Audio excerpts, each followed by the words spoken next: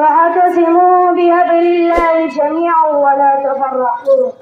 صدر سے وقار، کرسی عدالت پر جلوہ افروز حکم صاحبان، مشفق و مربی اساتذہ اکرام اور میرے سامنے بیٹھے ہوئے ہم سفر ساتھیوں، آج کے اس سالانہ تقابلی پروگرام میں میرا موضوع خطابت ہے دور حاضر میں اتحاد امت کی اہم ضرورت۔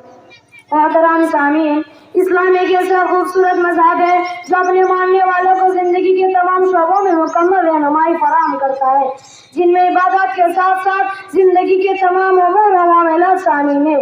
دین اسلام کی ہماگری کا تقاضا یہی ہے کہ امت مسلمہ کے اندر امت مسلمہ وحدت کی حیثیت سے آپس میں مل کر اتفاق و اتحاد سے رہیں۔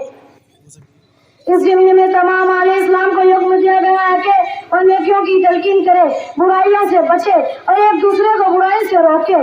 یہ سب کچھ اسی وقت ہو سکتا ہے جب ایک خدا، ایک رسول صلی اللہ علیہ وسلم اور ایک کتاب حق کے ماننے والے آپس میں اتفاق و اتحاد سے رہیں۔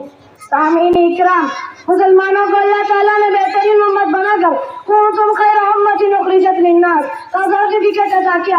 اس کی وجہ یہ ہے کہ آپس میں نیکی اور تقویٰ کا درس دینے اور برائی سے روکنے والے ہوتے ہیں۔ تأمرون بالمعروف وتنهون عن المنکر کا یہ اہم فریضہ اس وقت سر انجام ہو سکتا ہے جب ہم آپس سے اتفاق و اتحاد سے رہیں گے۔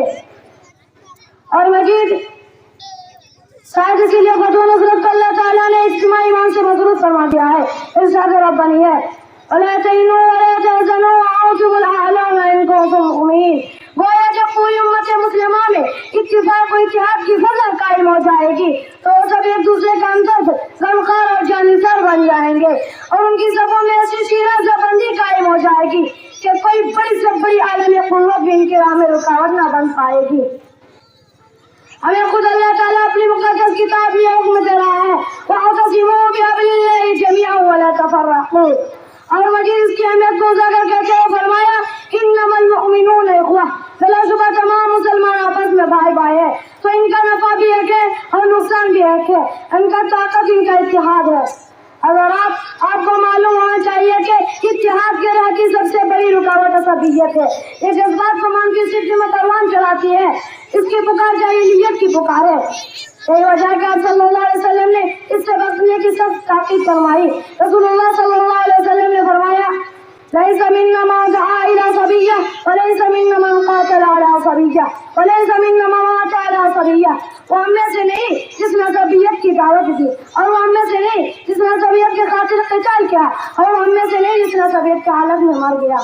سامعین اکرام، آج عالم اسلام کی نازک صورتحال اور خود مسلمانوں کے حالات ظاہر اس بات کا تقاضا کرتی ہے کہ تمام مسلمان خصوصاً وارثین انبیاء اتحاد اور اجتماعیت کی دعوت دینے اور اس کے ساتھ اور اس کے فضائل بیان کرنے کے ساتھ ساتھ کچھ عملی پروگرام بھی بنائے۔ اس صورت میں امت مسلمہ کے اندر اتحاد و اتفاق قائم ہو سکتا ہے اور اس کا کھویا ہوا وقار بھی واپس آ سکتا ہے انشاءاللہ۔ آگے میں رب العالمین سے دعا ہے کہ الہی تو پوری امت کے اندر اتحاد و اتفاق قائم فرما، آمین۔ وآخر دعوانا الحمدللہ رب العالمین۔ السلام علیکم ورحمۃ اللہ وبرکاتہ۔